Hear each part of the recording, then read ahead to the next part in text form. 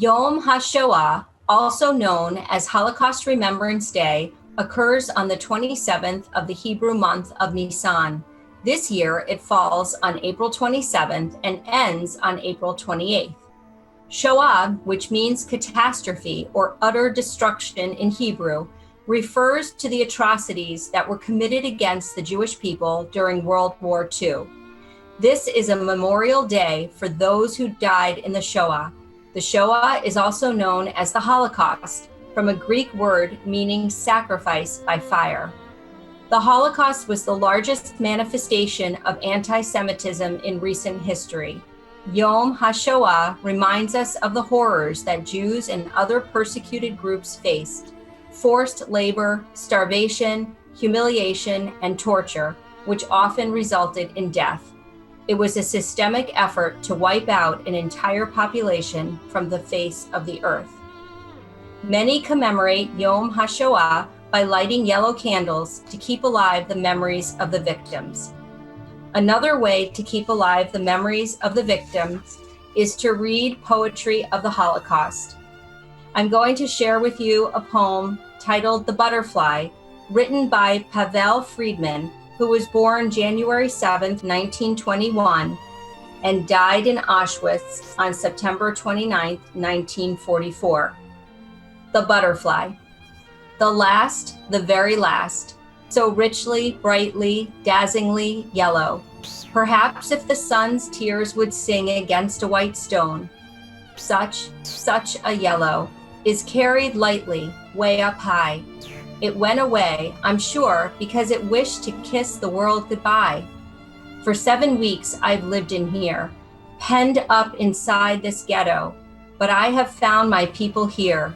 The dandelions call to me, and the white chestnut candles in the court. Only I never saw another butterfly. That butterfly was the last one. Butterflies don't live in here, in the ghetto. The new sculpture, Ways to Say Goodbye, will be unveiled at the Frederick Meyer Gardens and Sculpture Park on June 30th.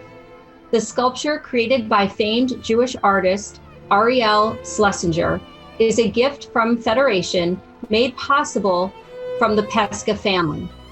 The Jewish Federation is excited for the upcoming unveiling of this project and the representation that the Grand Rapids Jewish community will have at the Frederick Meyer Sculpture Park.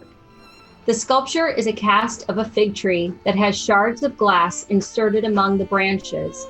It is dedicated to the memory of Holocaust survivor Henry Pesca and the millions of Jews who perished in the Holocaust. The memorial has important significance to my family because our father was a survivor. The numbers 73847 are numbers that we will never forget. They were tattooed to my father's forearm as though he was an animal, as identification for his potential death. It is our duty to educate, respect, and honor the victims and their families of the unthinkable acts against life and morality. The Holocaust did happen. Holocaust deniers are reporting false and harmful information. Anti-Semitism and other hate crimes are on the rise. The Meyer Gardens Memorial Sculpture will allow hundreds of thousands of people each year to become educated and aware of the atrocities against humanity. May we never forget. Linda Pesca. As time goes on and memories of the Holocaust fade, it is important to remember the barbarity human beings are capable of. It is equally important to contemplate the strength of the survivors and their ability to continue and rebuild their lives.